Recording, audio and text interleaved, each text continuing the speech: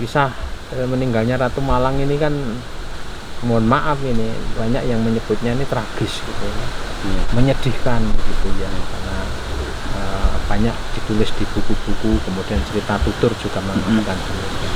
Nah, kira-kira menurut Pak Cito ini ada nggak pengalaman-pengalaman yang istimewa gitu ya, katakanlah mungkin komunikasi dengan si Ratu misalnya gitu.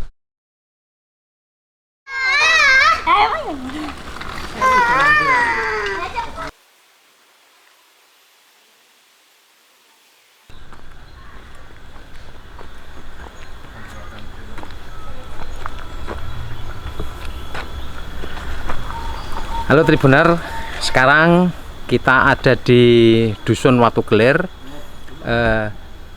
Desa Pleret, Kecamatan Pleret, Kabupaten Bantul.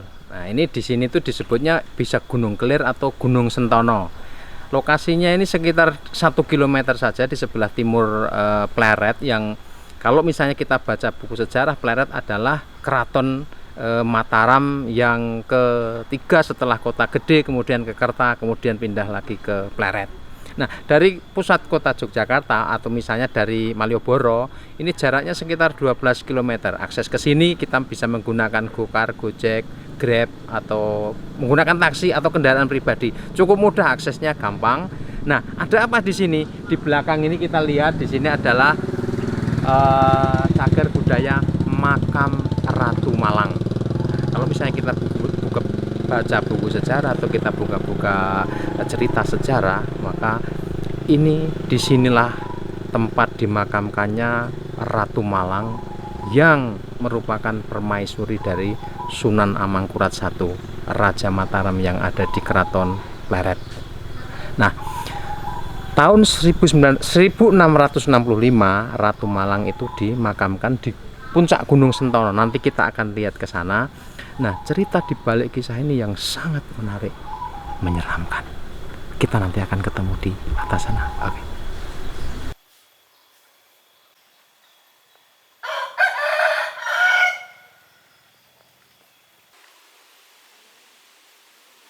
Oke, sekarang saya bersama Pak Sarjito atau Pak Cito, ya Pak. Ya. Pak Sarjito atau Pak Cito ini adalah juru pelihara, jupel istilahnya di BPCB-DIY.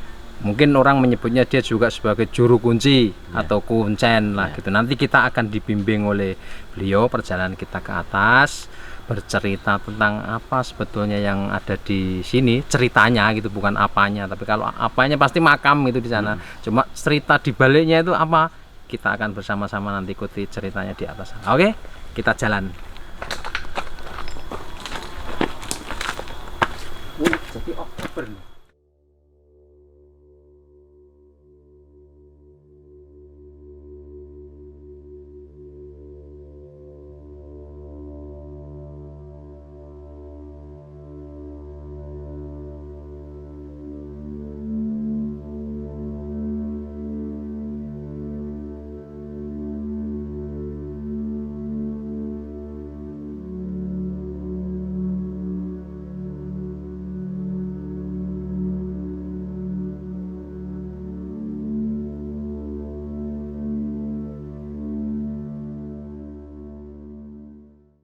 Oke, kita sekarang ada persis di gerbang masuk komplek makam Ratu Malang ya. Di belakang ini adalah kompleknya, dalamnya. Nanti Pak Cito akan mengantarkan kita ke dalam untuk mengetahui lebih detail lagi tentang apa yang ada di dalam sana. Oke.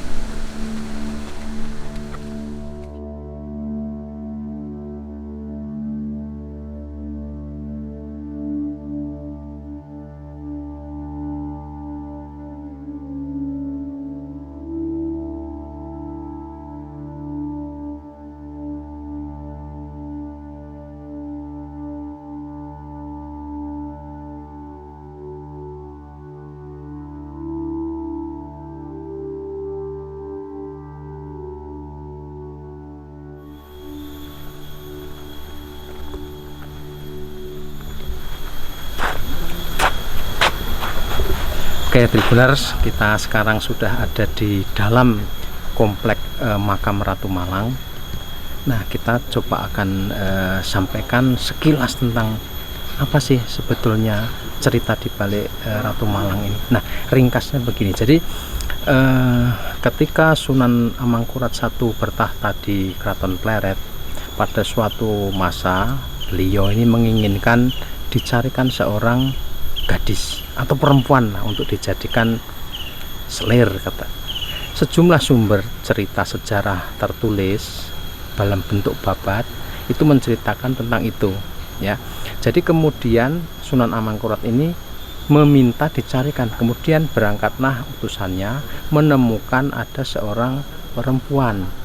Dia adalah putri Ki Wayah, seorang dalang wayang gedog. Nah, menurut cerita beberapa versi itu menyebut bahwa orang ini berasal dari Pajang. Pajang itu ada di wilayah Surakarta sekarang atau Surakarta, daerah Pajang sana, dan itu masih merupakan wilayah Keraton Mataram. Maka kemudian dibawalah si Kiai Wayah itu untuk menghadap ke Sunan Amangkurat sekaligus membawa anaknya. Tetapi si anak ini sebetulnya sudah punya suami, namanya Panjang Mas. Dia juga seorang dalang. Nah, keduanya kemudian menghadap ke Keraton Pleret, kemudian peristrilah si perempuan ini, anaknya Ki Wayah itu, dan kemudian dijadikan selir. Tetapi kemudian berubah lagi, dia jadi permaisuri, diberi nama Ratu Malang. Ada yang punya Ratu Wetan begitu. Jadi ada dua nama itu. Nah, kemudian singkat cerita, ternyata si Ratu Malang ini sudah mengandung, ketika diberi itu sudah mengandung anak dari Ki Dalang Panjang Mas. Lalu lahirlah si anak dari Ki Panjang Mas itu. Tapi kemudian kisah berikutnya adalah suami si Ratu Malang itu kemudian meninggal. Meninggalnya ada versi dia dibunuh, berikut semua pengerawitnya, anak buahnya begitu. Dan kemudian dia dimakamkan di sini. Nanti kita akan lihat tempatnya ada di belakang sana, tetapi dipisahkan dari istrinya, lokasi pemakamannya itu. Nah, kemudian cerita di balik itu nanti kita akan bahas di segmen lain. Nah, kemudian keduanya dimakamkan di sini, ditempatkan di tempat yang berikut semua krunya, kru kalau di pedalangan kan ada pengerawit itu, ada yang main gamelan, ada yang main kendang, sinden dan seterusnya. Semuanya dimakamkan di sini. Jadi di sini ada puluhan nisan, ada yang terawat, ada yang sudah tidak terawat, tetapi tempat-tempatnya masih. Nah, jadi komplek ini terdiri dari 3 bagian sebetulnya. Yang pertama adalah bagian teras pertama, ini ada makam para pengerawit dan seterusnya. Kemudian di sekat yang utama ini ada makamnya Ratu Malang. Ada beberapa asisten lah, kalau setelah sekarang asisten atau dayangnya itu juga di sana. Kemudian satu lagi adalah makamnya Ki Dalang Panjang Mas atau suami Ratu Malang. Nah, kita akan lihat sama-sama di mana sih letaknya nisan atau makam Ratu Malang itu. Kita jalankan.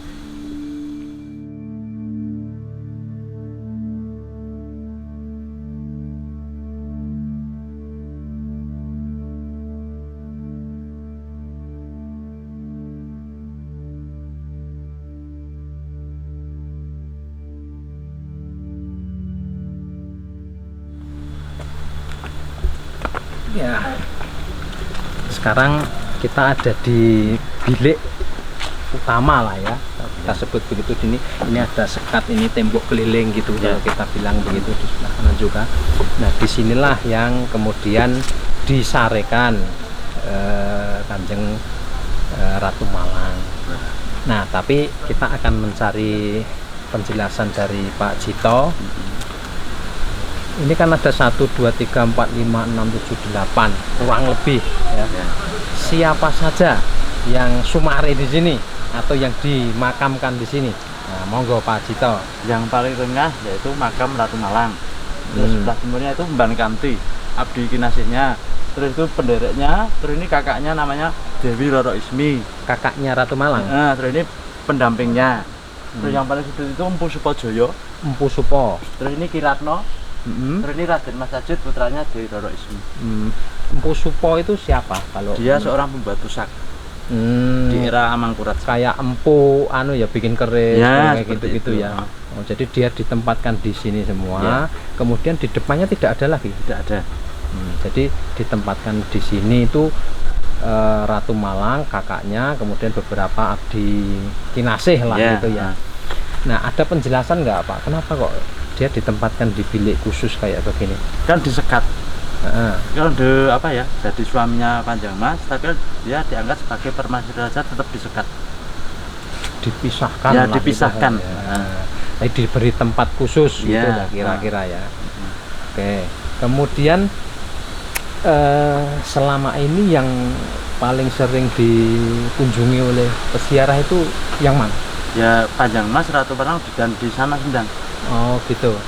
Tapi orang ke sini ziarahnya ya ke semua ini ya, Iya, tempat semua. ini ya. Tidak secara khusus misalnya ke Enggak, Ratu Malang enggak. gitu. Oke.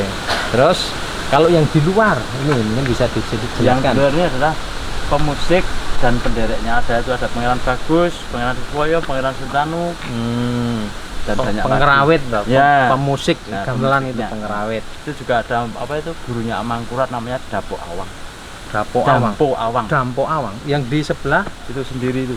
ini tengah. Itu gurunya Amangkurat. Itu gurunya Amangkurat. Oke. Terus kalau di sebelah kaki kanan, depan sana sudah tidak ada lagi. Tidak Ya? ada. Nah, kalau pemakamannya Ratu Malang, kemudian kakaknya, kemudian Pusupo, ini memang berbarengan atau berbeda-beda waktunya Kalau yang ini menurut ceritanya? yang Panjang Mas beserta ini bersamaan. Kalau yang Ratu Malang enggak, terakhir. Nah, ini yang kakaknya ini saja. Bersamaan bukunya yang terakhir Ratu Malang. Jadi Ratu Malang terakhir, ini yang makam ini sudah sebelumnya udah semua di sini. Kan dulunya mau dimakamkan ke Sendang. Tapi dari sana kan akhirnya keluar. Terus dia minta didekatkan sama suaminya ke Panjang Mas, terus dimakamkan di sini. Oke, berarti gitu. Jadi Tribuners, jadi ini ceritanya menarik ini karena apa? Karena ternyata komplek makam yang di sini ini lebih dulu ada sebelum Ratu Malang dimakamkan sini, karena meninggalnya kan tidak berbarengan ya. Lebih dulu Ki Panjang Mas, suaminya itu, kemudian beberapa pengrawit, kemudian pembantu dayang-dayangnya sudah dimakamkan di sini dulu. Baru kemudian berselang waktu kemudian Ratu Malang ini meninggal, sedianya nanti akan dimakamkan di tempat yang tersendiri, mestinya lebih istimewa ya, karena dia lebih besar, kemudian dia mungkin sendiri di sana. Tetapi kemudian ceritanya nanti di sana. Kenapa kok kemudian batal dimakamkan di sana? Ada apa? Tadi disinggung ada Sendang Moyo, airnya nggak pernah kering gitu, sehingga kemudian dipindahkanlah ke sini gitu ceritanya. Kemudian kalau yang mungkin cerita ya, kan orang pasti akan penasaran kisah meninggalnya Ratu Malang ini kan, mohon maaf ini banyak yang menyebutnya ini tragis gitu ya. Menyedihkan gitu ya, karena banyak ditulis di buku-buku, kemudian cerita tutur juga mengatakan demikian. Nah, kira-kira menurut Pak Cito ini ada nggak pengalaman-pengalaman yang istimewa gitu ya, katakanlah mungkin komunikasi dengan Ki Ratu misalnya gitu? Kalau Ratu Malang kan dia meninggalnya bunuh diri karena dia nggak mau dipersi sama Amangkurat. Dia tuh minum racun. Minum racun. Iya. Nah oke, setelah itu ada nggak cerita-cerita sekarang ini mungkin pengalaman pribadi Pak Cito berkomunikasi dengan Ratu Malang, mungkin dia apa? Ya kalau Ki Panjang Mas saya suruh menjaga dan merawat. Siapa saya yang naik suruh mengantar. Gitu, nggak ada ya cerita misalnya dia minta diapakan, dikirimi apa? Enggak, kalau itu kan dulu kan nggak ada apa tuh kain-kain. Dulu Mbah Panjang Mas saya minta dikasih selimut. Yang di sana atau yang tempat semua ini? Oh, jadi dulu nisannya nggak ada kain. Kan saya berkomunikasi, saya minta dikasih selimut. Oh gitu. Terus dikasih ini ada jarik sama kain mori. Itu diberikannya setiap tahun diganti atau enggak? Kadang ada peziarah yang ganti. Gitu ya. Bukan selalu harus dari Pak Cito ya? Enggak. Pengalaman seru barangkali mungkin? Enggak, cuma ya itu kalau biasanya Pak saya ada mimpi suruh ganti selimutnya Simbah, ganti gitu. Itu kemarin ada dari orang Kasongan tuh, baru kemarin mimpi ditemui terus minta selimut. Itu ya. Habis ini kita akan coba lihat di makamnya Ki Panjang Mas. Ki Dalang Panjang Mas ada di depan sana, di bawah pohon beringin. Bulu. Oh, pohon bulu. Dia sendirian ya di sana ya. Sumare sendirian di sana, dipisahkan. Kan sebagai seorang dalang kan sendiri. Jadi kalau seperti pertunjukan wayang kan dalang kan paling depan. Paling depan gitu. Ya, oke. Kita akan menuju ke makamnya Ki Dalang Panjang Mas di sana. Dia memang disendirikan di komplek makam ini karena ya sebagai dalang dia mesti posisinya kan kalau di posisi pentas itu kan di depan ya, Paling ujung. paling depan, sehingga ini diletakkan di paling ujung. Jadi kita mengulang cerita tadi bahwa Ki Dalang Panjang Mas ini kan meninggal lebih dulu dari Ratu Malang ya. Berikut semua pengrawitnya, abdi dan pengiringnya lah itu, semua krunya itu meninggal, dibunuh oleh Mangkurat I. Kemudian dimakamkan di sini. Nah, disinilah kemudian dia disemarekan atau disarekan. Nah, banyak cerita-cerita unik, menarik sebetulnya, termasuk misalnya banyak orang bertanya-tanya, ada yang pernah melihat penampakan ular besar kayak ular naga, ada harimau dan sebagainya. Sebetulnya itu gimana sih Pak Cita ceritanya? Apa betul memang demikian atau gimana sih? Iya, mungkin kalau biasanya pelihara itu tujuannya itu apa? Biasanya kalau tujuannya itu baik, biasanya yang ini udah baik, disambut baik dengan baik. Tapi kalau dia udah tujuannya jelek, ya yang nyambut biasanya itu ular. Ular ya. Ularnya itu bentuk ular biasa atau ya ularnya besar, ada seperti naga. Ada mahkotanya. Ada mahkotanya. Gitu. Nah, itu letaknya di mana? Keliling dia. Di sekeliling. Dia kan menunggu gunung ini. Oh, jadi dia itu juga penunggu gunung Sentono ini ya, ini gunung ya. Sentono ini ya. Jadi dia bisa kemana aja Ya. gitu ya, keliling di sini. Nah, oke, kemudian kalau posisinya itu pohon ini ya, karena besar banget, pohon bulu namanya. Ya. Ini memang sejak awal atau kira-kira gimana ya? Enggak, dulu makam, terus sisa paling utara ada pohon Kamboja, Kamboja, selatan juga Kamboja, terus tumbuh pohon bulu. Oh, jadi natural aja ya, alamiah ya, itu aja ya. Ya. Sampai sekarang kemudian dia ada di posisi di Bawah pohon. ya. Iya. Di apa namanya, nisannya itu udah ada akar-akar pohon bulu ini. Dan memang betul-betul di pojok ini anunya, posisinya. Betul-betul di pojok itu ada, sebelah kanan itu ada dinding, utara juga ini di pojok betul. Karena di sebelah kanan saya ini atau sebelah kiri kamera ini kan perengan itu ya, lerengan, sehingga tidak bisa lagi dibikin. Jadi datarannya memang ada di sini. Nah, oke. Nah, kalau Ki Panjang Mas sendiri menurut cerita yang Pak Cito pernah tahu gitu ya, itu sebetulnya dia waktu itu dibawa ke Pleret atau gimana sih kok bisa kemudian dimakamkan di sini? Atau ketika dia dibunuh itu apakah sedang pas pentas atau bagaimana? Dia kan diundang ke Mangkurat I, dia diundang untuk bermain wayang. Bermain wayang di keraton. Pertama kali dia tahu kok siapa yang nyindir kok cantik. Ya, ya. Itu istri saya. Dibilang gitu. Terus mau diminta sama Mangkurat. Tapi bojo gitu ya? Tapi tidak boleh. Ya. Terus diundang lagi ke keraton. Dia sebelum bermain wayang, dia dikumpulkan semua kru dan Panjang Mas, dikasih makan minuman, ada racunnya. Mati semua, tinggal Mbah Panjang Mas belum mati, dia pakai senjata. Dia meninggal. Gitu. Oh, jadi tetap dibunuh ya. Kemudian dimakamkan semua di sini. Ratu Malang kemudian dijadikan istri. Makam ini dinamakan Antokopuro. Yang berarti istana kematian. Istana kematian. Jadi namanya di dalam Babat juga sudah disebut, di sejarah-sejarah kuno itu juga sudah dinyatakan bahwa tempatnya memang Antakapura, Antokopuro. Kalau dibalik ya Puro Antoko. Pura itu istilahnya ya bangunan atau istana, Antaka ya kematian. Jadi kayak pesarean atau makam lah kalau di sini gitu ya, orang menyebutnya begitu. Jadi Antakapura itu istana kematian. Dan ini isinya ya hanya rombongannya Ki Dalang Panjang Mas. Nah, menurut Pak Cito ini karena Jupel juga di BPCBDI kemudian tahu banyak lah. Kira-kira kalau ngelihat komplek ini kan kelihatannya masih paling utuh. Peninggalan Mangkurat I. Ya. Atau mungkin ada contoh lain yang masih kira-kira masih kelihatan bentuknya gitu ya? Nggak ada, cuma sini. cuma di Kalau sini. di keraton tinggal pondasinya. Fondasi kaki-kaki Ya, itu cuma terkubur ya. yang masih itu cuma di sini. Ya, itu ceritanya kalau Ki Dalang Panjang Mas. Ratu Malang meninggal dia bunuh diri mau dimakamkan di sini. Tapi jenazah sampai sini airnya keluar, nggak pernah kering.